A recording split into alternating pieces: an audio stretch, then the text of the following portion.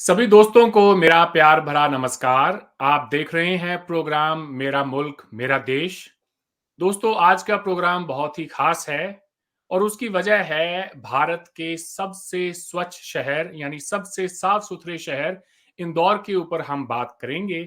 पिछले 7 सालों से इंदौर को स्वच्छ सर्वेक्षण अवार्ड मिल रहा है, यानी कि सबसे ज्यादा साफ सुथरा शहर स्वच्छता के लिहाज से भारत में नंबर 1 है ये शहर इंदौर। इंदौर से ही हमारे मेहमान हमें जुड़े हैं डॉक्टर नरेश जी। आप एक सोशियोलॉजिस्ट हैं, पॉलिसी एक्सपर्ट हैं। प्रोग्राम में आपका स्वागत है नरेश जी। अरविंद जी, बहुत बहुत धन्यवाद आपका। नमस्कार। और आपने मुझे अपने चैनल पे बुलाया, इसके लिए मैं बहुत ही आपका शुक्रिया अदा करता हूं। और मैं काफी दिनों से आपके बारे में जानना चाह रहा था, जब से मैं आपका यूट्यूब चैनल पे वीडियोस देखता था। और उसके एक एनिकडोट ये है, छोटा सा विवरण, कि मेरे पिताजी जो मेरे टीचर भी रहे, तो उनका लैंग्वेज के ऊपर बड़ा कमांड था। वो हिंदी, संस्कृत, अंग्रेजी और उर्दू चारों भाषाएं बड़े धारा प्रवाह बोलते थे, लिखते थे। तो जब मैं आपकी वीडियो सुनता था और देखता था, तो मुझे कहीं ना कहीं हर वीडियो में मेरे पिताजी की याद आ जाती थी। और वो बहुत छोटी सी अवस्था में गुजर गए थे, 40 साल की उम्र में। तो मुझे कहीं ना कहीं ये था कि एक दिन मैं जरूर अरविंद जी से मिलूंगा। और फिर जिस तरह से मैं मिला आपसे, वो पूरा आपको मालूम है किस तरह से मैंने परिचय किया, आपसे कांटेक्ट किया। तो एक तो ये छोटी सी घटना ये है। दूसरे, इस टॉपिक का जो महत्व है वो ये है कि इंदौर पिछले 7 साल से स्वच्छता सर्वेक्षण में सबसे पहले स्थान पे पूरे भारत में आ रहा है। तो इस टॉपिक के दो महत्वपूर्ण बिंदु हैं। एक तो ये कि इंदौर स्वच्छता में नंबर 1 कैसे बना। तो ये बिजनेस स्कूल्स के लिए पूरे देश में और विदेश में, छोटे बिजनेस स्कूल्स या बड़े बिजनेस स्कूल्स, उनके लिए ये एक केस स्टडी है कि एक केस स्टडी के माध्यम से इसको मैनेजमेंट एस्पेक्ट्स जो है, इसमें एचआर फंक्शंस क्या क्या थे, फाइनेंशियल मैनेजमेंट इसका कैसे हुआ, ऑपरेशंस और लॉजिस्टिक मैनेजमेंट कैसे हुआ, डिजिटल मैनेजमेंट कैसे हुआ, और इसकी मार्केटिंग कैसे की गई। ये सब बिजनेस स्कूल के टीचर्स को रिसर्च के पॉइंट ऑफ व्यू से और विद्यार्थियों को पढ़ने के हिसाब से, सीखने के हिसाब से, ये टॉपिक बहुत महत्वपूर्ण है, नंबर 1। दूसरे, ये टॉपिक जो दूसरी अर्बन लोकल बॉडीज है, नगर निगम है, नगर परिषद है, नगर पालिकाएं हैं, न केवल भारत में बल्कि दूसरे देशों में भी, डेवलपिंग कंट्री में भी और डेवलप्ड कंट्रीज में भी, उनके लिए ये शहर कैसे एक उदाहरण बन गया। तो इस पूरे आज के हमारी आपकी चर्चा से ये दोनों जो उद्देश्य है इस वीडियो के माध्यम से पूरे होंगे। और मुझे पूरा विश्वास है कि बिजनेस स्कूल्स को और दूसरी अर्बन लोकल बॉडीज को इस वीडियो से बहुत फायदा मिलेगा। जी जी, अरविंद जी। बिल्कुल। आप ठीक कह रहे हैं। इस चर्चा का जो असल मकसद है वो तभी पूरा होगा जब देश के जो दूसरे नगर निगम हैं, नगर पालिकाएं हैं, वो अगर हमारे इस प्रोग्राम से अगर कोई 2-4 चीजें भी अगर उठा के और उन पे अगर अमल करते हैं, जिससे कि उनके शहर को भी स्वच्छ बनाने में कोई फायदा हो, तो यकीन माने मुझे ऐसा लगेगा कि हमारे इस प्रोग्राम के करने का जो मकसद है वो सफल हुआ। जी तो इससे पहले कि हम जो हैं आज का जो हमारा असल मुद्दा है कि इंदौर सबसे साफ सुथरा शहर, सबसे स्वच्छ शहर कैसे बना, उससे पहले मैं चाहूंगा लोगों को आप थोड़ा इंदौर के इतिहास के बारे में जी बताएं। जी अरविंद जी, यदि हम इंदौर के इतिहास की बात करें, तो वर्तमान में इंदौर मध्य प्रदेश का सबसे बड़ा और सबसे अधिक जनसंख्या वाला शहर है। और इसके का विवरण, इंदौर शहर का विवरण गुप्त काल से शुरू होता है। प्राचीन इतिहास में 465 ईसवी शताब्दी के आसपास। और इसका पूर्ण विकास जो हुआ वो होलकर राज्य के समय में हुआ, ब्रिटिश राज से पहले। और इसकी जनसंख्या करीब करीब 3 मिलियन जनसंख्या है इसकी, और इसका क्षेत्रफल 300 वर्ग किलोमीटर है वर्तमान में। इसमें 1 लोकसभा क्षेत्र है और 8 विधानसभा क्षेत्र है। और नगर निगम ने पूरे इंदौर शहर को की सीमा को 19 अलग अलग जोन्स में, विभागों में, क्षेत्रों में बांटा हुआ है। और उनको आगे टोटल जो है 85 वार्ड्स इंदौर में है। बताते हैं कि ब्रिटिश काल में जो होलकर साम्राज्य था, इससे 19 तोपों की सलामी दी जाती थी।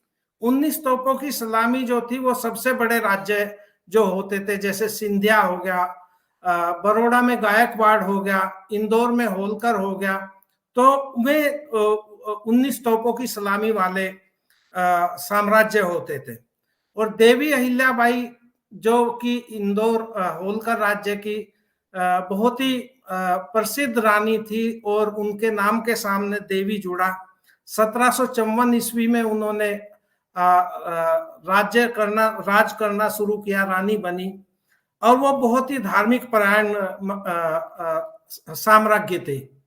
जैसे कि उन्होंने काशी विश्वनाथ मंदिर का जीर्णोद्धार कराया, अयोध्या में अभी रामलला जी की मूर्ति का स्थापना हुआ, तो वहां पे जो सरयू घाट का जो जीर्णोद्धार कराया वो उन्होंने कराया। बद्रीनाथ, द्वारका, केदारनाथ, ओंकारेश्वर, महेश्वर, रामेश्वरम, इन सब में देवी अहिल्याबाई ने विकास कार्य किए। तो अरविंद जी, ये संक्षेप में मैंने इस शहर का इतिहास बताया। इसमें एक छोटा सा विवरण, एनेक्डोट में और जोड़ना चाहूंगा कि ये 1917 में इंदौर में एक महामारी आई थी, और 1918 में एक स्कॉटिश बायोलॉजिस्ट थे जो बाद में सोशियोलॉजिस्ट बने और टाउन प्लानर बने, और भारत में उन्हें सोशियोलॉजी का फादर कहा जाता है, father of sociology in India, professor Patrick Geddes. तो और वो मुंबई यूनिवर्सिटी से सोशियोलॉजी उन्होंने शुरू करी। तो वो 1918 में इंदौर में आए, और इंदौर में आने के बाद उन्होंने इंदौर की टाउन प्लानिंग बनाई और 2 वॉल्यूम में उसको पब्लिश भी किया। तो उसका टाइटल ये है, मैं बता देता हूं आपको, town planning towards city development part 1 and part 2 Indore. तो ये मैंने संक्षेप में इतिहास बताया आपको इंदौर शहर का, और पैट्रिक गिडिस की बात आगे भी करेंगे, अभी वर्तमान में वो कैसे रिलेवेंट रहे। जी सर। जी बिल्कुल। तो ये तो बात हुई डॉक्टर साहब इतिहास की। अब मैं चाहूंगा कि थोड़ा सा आप इंदौर शहर का जो वर्तमान है उस पर भी रोशनी डालें। वर्तमान में ब्रिटिश काल से ही अरविंद जी इंदौर को मिनी बॉम्बे कहा जाता था, छोटा मुंबई शहर मान लीजिए। उसका कारण ये कि इसकी बसापट बिल्कुल ऐसी है जैसी मुंबई की, नॉर्थ टू साउथ। मुंबई में ईस्टर्न एक्सप्रेस वे है, उसके दोनों तरफ मुंबई बसा हुआ है, बोरीवली से लेके बांद्रा तक, आगे तक। और यहाँ पे आगरा बॉम्बे रोड है, इसके दोनों तरफ देवास से लेकर के महू तक इंदौर बसा हुआ है। ये मध्य क्षेत्र की, सेंट्रल इंडिया की सांस्कृतिक राजधानी भी है, ये व्यवसायिक कैपिटल भी है। यहाँ पे 3 बड़े औद्योगिक क्षेत्र हैं, इंडस्ट्रियल जोन्स है, पीथमपुर, सावेर और देवास। एक आईटी पार्क है, और पत्रकारिता का भी एक गढ़ रहा है। ये इसका सेंट्रल इंडिया का पूरे का स्टॉक एक्सचेंज का हेडक्वार्टर भी इंदौर में है। इंदौर में इंटरनेशनल हवाई अड्डा है। यदि शहर की बात करें तो शहर के अंदर इंदौर में BRTS है, बस रैपिड ट्रांजिशन सिस्टम है, और अभी मेट्रो ट्रेन जो है वो निर्माणाधीन है इंदौर शहर के अंदर। तो ये इंदौर शहर का अरविंद जी संक्षेप में मैंने आपको वर्तमान बताया। जी जी, कुछ मुख्य धार्मिक स्थल और कोई बाजार हो उनके बारे में भी बताएं साहब। जी, मुख्य धार्मिक स्थल यहाँ के एक तो बड़ा गणपति मंदिर है, वहां पे गणपति जी का बहुत बड़ा स्टैचू है। बहुत प्राचीन खजराना एक जगह है, वहां पे खजराना गणेश मंदिर है। एक बहुत प्राचीन रंजीत हनुमान मंदिर है, एक जैन मंदिर है। जैन मंदिर की जो शिल्प कला है वो बहुत ही अद्भुत है। इसके अलावा इंदौर ओंकारेश्वर, जो 12 ज्योतिर्लिंग में से एक है, ओंकारेश्वर, और उज्जैन दोनों के बीच में बसा हुआ है। उज्जैन यहाँ से 40 किलोमीटर है और ओंकारेश्वर यहाँ से 60 किलोमीटर है। और पास में ही यहाँ महेश्वर भी है, जहाँ देवी अहिल्या बाई का एक पूजा स्थान था। वो महेश्वर भी एक धार्मिक स्थल है यहाँ का। Mhow military headquarter of wars आपने सुना होगा, डॉक्टर अंबेडकर जी की जन्म स्थली है, वो भी पास में ही लगा हुआ है। और मांडू एक जगह है जो आपने सुना होगा, रानी रूपमती और बाज बहादुर का जो प्रेम प्रसंग था। मांडू का जो किला है वो भी यहाँ पे है। जी अरविंद जी। जी, और कुछ वहाँ के जो मुख्य बाजार हैं उनका विवरण भी बताएं सर। मुख्य बाजार यहाँ के काफी, क्योंकि ये इसको मिनी बॉम्बे बोलते हैं, यहाँ पे कई बाजार हैं अलग अलग। जैसे 56 दुकान एक बाजार हो गई, उसमें 56 दुकानें हैं और वो बड़ा सुंदर है। और सब खाने पीने की चीजें हैं, अलग अलग दुकान पे अलग अलग वैरायटी का, और बहुत पुरानी पुरानी दुकानें हैं। तो 56 बाजार सवेरे ही खुल जाता है और रात 11-12 बजे तक बंद होता है। और शहर के सब लोग जो बाहर से भी आते हैं वो देखने जाते हैं। इसके अलावा सराफा बाजार है। सराफा बाजार में दिन में तो, क्योंकि मैं आपको बताऊं, इंदौर के लोगों को इंदौरी भी बोलते हैं, तो इंदौरी लोगों को खाने पीने का बड़ा शौक है। अच्छा। तो जो सराफा बाजार है वो रात के 8 बजे तक तो वहां पे ज्वेलरी मार्केट होता है पूरा, और 8 बजे वो बंद हो जाता है। और 8 बजे के बाद वहां पे अलग अलग तरह का स्ट्रीट फूड्स के स्टॉल लगते हैं, और वो रात के 2-3 बजे तक चलता है। और लोग वहां पे जाते हैं, वहां की नाइट लाइफ खाने पीने की बहुत अच्छी है। फिर यहाँ पे क्लॉथ मार्केट है, बहुत बड़ा कपड़े का बाजार है। और अलग अलग तरह के बाजार है यहाँ पे, बोरा बाजार, मरोठिया बाजार, खजूरी बाजार। आपको किताबें खरीदनी तो खजूरी बाजार जाना पड़ेगा, शादी का सामान खरीदना तो मरोठिया बाजार जाना पड़ेगा, और कटलरी का आइटम खरीदना तो बोरा बाजार जाना पड़ेगा। इस तरह से ये बहुत ही खूबसूरत शहर है। जी, जी, बहुत खूब। आपने वैसे तो कुछ हमें जो है शैक्षणिक संस्थाओं के नाम बताए, मगर मैं चाहूँगा कि कुछ और के नाम भी बताएँ जो वहाँ के ये कहें कि सबसे प्रसिद्ध स्कूल्स हों, यूनिवर्सिटी हैं, उस जी तरह के, तो उन्हें भी लोगों को भी जो है उसके बारे में पता उन लोगों को होना चाहिए, तो उस थोड़ा उसके ऊपर रोशनी डालें। अरविंद जी, इंदौर देश का ऐसा शहर है जहाँ पे आईआईटी भी है और आईआईएम भी है। हुँ, इंडियन हुँ। इंस्टीट्यूट ऑफ टेक्नोलॉजी यहाँ पे बहुत अच्छा कैंपस है, आईआईएम का बहुत अच्छा कैंपस है। और दोनों की रैंकिंग नेशनल लेवल पे और इंटरनेशनल लेवल पे एजुकेशनल रैंकिंग बहुत अच्छी है। इसके अलावा यहाँ पे स्टेट यूनिवर्सिटी है, देवी अहिल्या यूनिवर्सिटी, और MGM Mahatma Gandhi medical college, memorial medical college है। हुँ, हुँ। एक यहाँ एटॉमिक एनर्जी का बहुत बड़ा रिसर्च सेंटर है जिसको आर कैट बोलते हैं, Raja Ramanna centre for advance technology. यहाँ पे एक बहुत पुराना इंजीनियरिंग कॉलेज है जिसका नाम है SGSITS engineering college, Shri Govind Ram Saksaria institute of technology and science. और हमारे इन मध्य प्रदेश के एक मुख्यमंत्री दिग्विजय सिंह SGSITS के ही पढ़े हुए हैं। फिर जी। यहाँ पे होलकर साइंस कॉलेज बहुत पुराना कॉलेज है, 1851 में इसकी स्थापना हुई। और जैसे कि ब्रिटिश काल में 4 बड़े स्कूल्स बने थे पूरे भारत में, एक दून स्कूल देहरादून में, दूसरा सिंधिया स्कूल ग्वालियर में, तीसरा मेयो कॉलेज या मेयो स्कूल अजमेर में, अजमेर। हुँ, यहाँ हुँ। चौथा एक है दिल्ली, हेनरी दिल्ली के नाम पे है दिल्ली कॉलेज, उसकी स्थापना 1870 में हुई थी। बहुत इसके खूब। अलावा यहाँ बहुत सारी दूसरी स्पेसिफिक थीमेटिक एजुकेशनल इंस्टीट्यूशंस हैं, जैसे वेटनरी कॉलेज है, इंजीनियरिंग कॉलेज है, सोयाबीन रिसर्च का इंस्टीट्यूट है, 3 प्राइवेट मेडिकल कॉलेजेस है, 3-4 प्राइवेट यूनिवर्सिटी है और बहुत सारे इंजीनियरिंग कॉलेज है। तो ये एक तरह से इंदौर मध्य भारत का शैक्षणिक केंद्र भी है। जी, जी, बहुत खूब। आगे बढ़ते हैं और बात करते हैं इंदौर के कुछ प्रसिद्ध व्यक्तियों की। तो थोड़ा हमें बताएँ कौन-कौन सी ऐसी वो शख्सियत हैं जिनका ताल्लुक इंदौर से रहा है? अरविंद जी, वैसे तो बहुत एक पूरी लंबी लिस्ट है इंदौर के प्रसिद्ध व्यक्तियों की, जिन्होंने अलग अलग क्षेत्रों में काम किया और समाज में योगदान दिया, देश और विदेश और स्थानीय लेवल पे।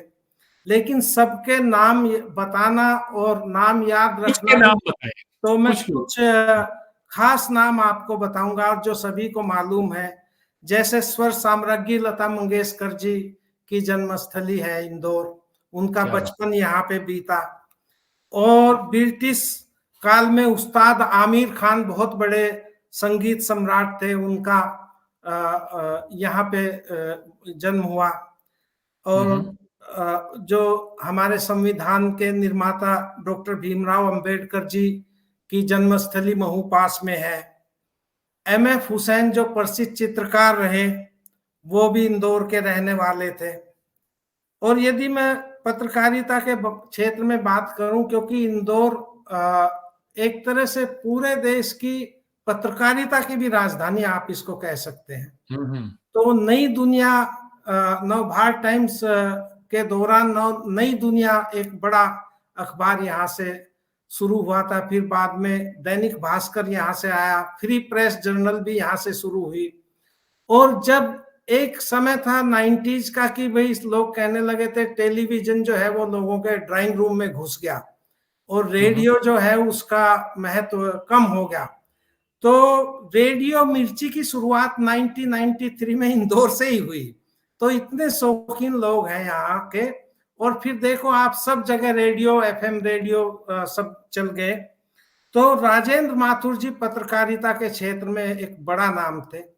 बाद में वो नवभारत टाइम्स के संपादक बने और मुझे इस चीज का सौभाग्य मिला कि मैंने उनके साथ अपने विद्यार्थी जीवन में और शोधकालीन जीवन में उनके साथ काम किया। फिर दूसरा बड़ा नाम पत्रकारिता में प्रभाष जोशी जी का है। वो इंडियन एक्सप्रेस के संपादक रहे और क्रिकेट के बहुत बड़े शौकीन थे और क्रिकेट पे उनकी बहुत बड़ी जानकारी थी। फिर वेद प्रताप वैदिक जी, जो कि जी। हाफिज सईद का इंटरव्यू लिए थे सही। पाकिस्तान में, और उनसे मेरे पारिवारिक संबंध रहे यहाँ भी और गुड़गांव में भी। और उस समय फिर मैंने उनके ऊपर एक लेख लिखा था जब वो पाकिस्तान से आया और यहाँ पे उनकी थोड़ा आलोचना हो गई थी। वो भी इंदौर के ही रहने वाले हैं।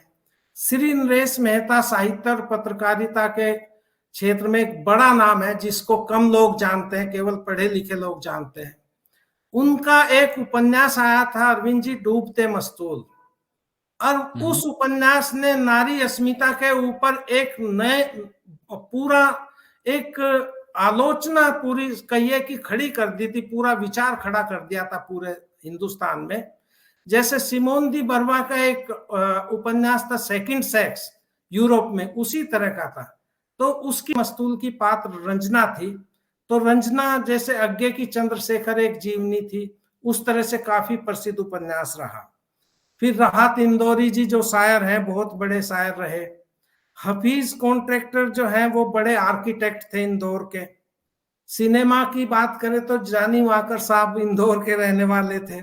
सलमान खान जी तो बहुत बड़े स्टार हैं, वो भी इंदौर के थे। क्या इनके बात! पिताजी, सलमान खान जी के पिताजी भी इंदौर के थे। उनके भाई और परिवार अभी भी यहाँ रहते हैं और उनका अपना बिजनेस है, यहाँ पे खेती बाड़ी भी है।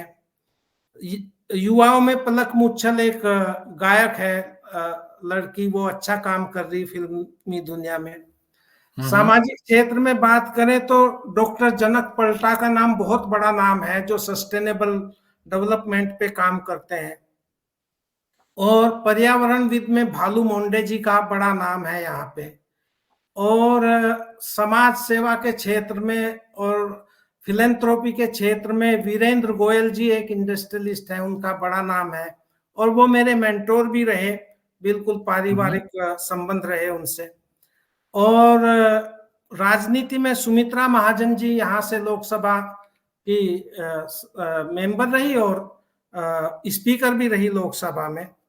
एक नाम मैं और लेना चाहूंगा, जो व्यवसायी है विनोद अग्रवाल जी, जिनका अग्रवाल कोल कॉरपोरेशन है। तो हाई नेट वर्थ इंडिविजुअल्स में उनका पूरे भारत में 600 के आसपास नंबर आता है। और उनकी विशेषता यह है कि वो एडवांस में इनकम टैक्स जमा कर देते हैं 1 साल का, और उसके बाद बिजनेस शुरू करते हैं। वो फिर जो भी प्लस माइनस होता है वो बाद में इनकम टैक्स रिटर्न के दौरान देखते हैं, नहीं तो वो अपना एडवांस में सरकार को टैक्स देने के बाद बिजनेस शुरू करते हैं। तो ये मैंने आपको कुछ नाम फेमस पर्सनालिटीज के बताए जी। और एक खेल की जगत से भी बताएं। खेल जगत में भी एक बड़ी लिस्ट है, जैसे सी के नायडू जी यहाँ के थे, जिनके नाम पे क्रिकेट में सी के नायडू ट्रॉफी है। अब मुझे बताते हुए इस बात की खुशी हो रही है कि मेरे टीचर राजस्थान से प्रोफेसर ब्रिजराज चौहान, वो 1949 में रणजी खेले थे राजस्थान की तरफ से, और उन्होंने सेंचुरी बनाई थी। रतलाम में ये मैच हुआ था, और उनके अपोजिट में सी के नायडू साहब कैप्टन थे, अपोजिट टीम के जो कैप्टन थे। तो सी के नायडू, फिर सैयद मुश्ताक अली, राहुल द्रविड़ जी भी यहाँ पैदा हुए, बाद में उनका परिवार बेंगलोर में शिफ्ट हो गया। संजय जगदाले जी बड़ा नाम है, बाद में क्रिकेट की कमेंट्री भी करते थे वो। नरेंद्र हिरवानी जी बड़ा नाम है क्रिकेट में। अमय खुरासे वर्ल्ड कप में टीम में मेंबर थे। और संध्या अग्रवाल क्रिकेट में है, वेंकटेश अय्यर है, और मीर रंजन नेगी भी जो है, जिनके ऊपर शाहरुख खान की फिल्म बनी चक दे इंडिया। मीर रंजन नेगी भी इंदौर के रहने वाले हैं और अभी भी इंदौर में ही रहते हैं। तो ये कुछ खिलाड़ियों के नाम बताए मैंने। अरविंद जी, और मैं माफी चाहूंगा, बहुत सारे नाम मेरे उसमें जी रह जाते हैं। आपको मैं ये बताऊं, ये प्रोग्राम करते हुए मुझे बहुत खुशी हो रही है, और मैं उम्मीद कर रहा हूं कि इस वक्त जो लोग हमारा प्रोग्राम देख रहे हैं, उनके लिए ये एक बहुत ही ज्ञानवर्धक प्रोग्राम साबित होगा। अच्छा साहब, लगे हाथ ये भी बताते चले, शहर के कुछ खास त्योहार उत्सव के बारे में कौन-कौन से हैं जो आप मनाते हैं? यहाँ पे जो एक वे ऑफ लाइफ है लोगों का, इंदौरी जिनको बोलते हैं।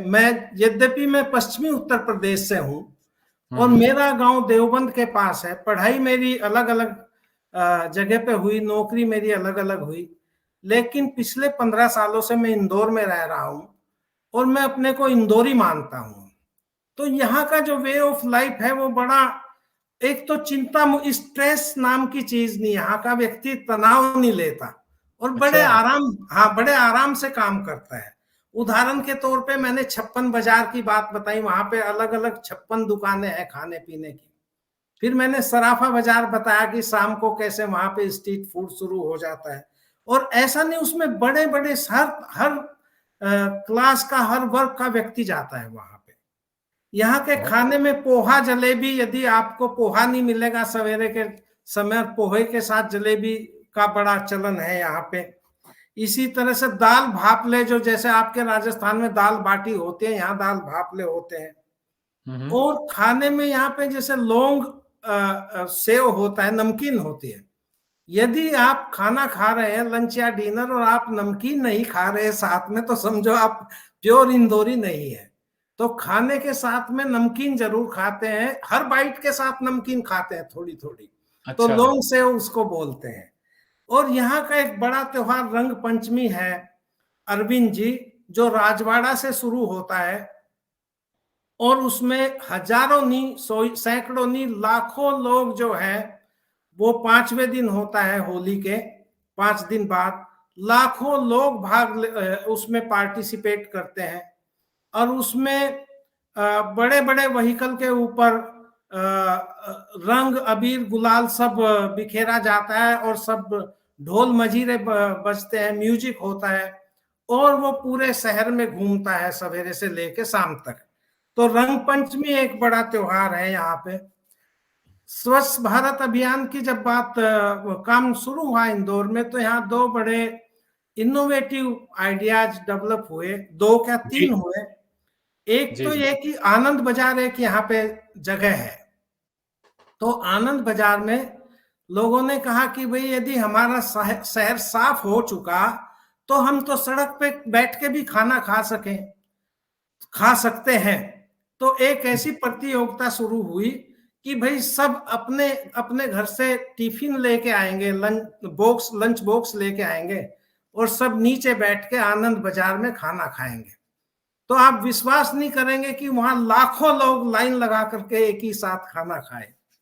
और क्या इसके अलावा यहाँ पे अलग अलग तरह की प्रतियोगिता होती रहती है। बस आप अनाउंसमेंट कर दो, लोग इकट्ठे अपने आप हो जाते हैं। मैं स्वच्छता के लिए बहुत सारी मैराथन प्रतियोगिताएं हुई, स्कूल स्कूल कॉलेजेस में प्रोग्राम्स हुए, पेंटिंग्स के काम बहुत चले यहाँ पे। एक यहाँ पे जी, नेकी की दीवार है। नेकी की दीवार वो ऐसी है कि जो आपके पुराने कपड़े हैं लेकिन आपको लगता है कि आप नहीं पहन सकते, मगर आप उनको दूसरा कोई पहन सकता है, तो आप उनको घर पे वॉश कीजिए, प्रेस कीजिए अच्छे से और उस नेकी की दीवार पे रख आइए। It is a outlet basically. तो बहुत खूब। आउटलेट पे रख आएंगे तो वहां से जिसको जरूरत होगी वो ले लेंगे।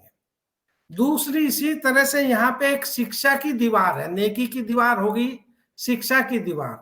आपको यदि लगता है कि आपके घर में जगह नहीं है और आपके पास किताबें ज्यादा हो गई, या आप किताब पढ़ चुके हैं और आप चाहते हैं कि आपकी किताब दूसरा कोई पढ़े, तो हम्म। आप वहां अपनी किताब रख सकते हैं और जिसको जरूरत है वो ले सकता है। बस आपको आधार कार्ड की कॉपी जमा करनी पड़ेगी।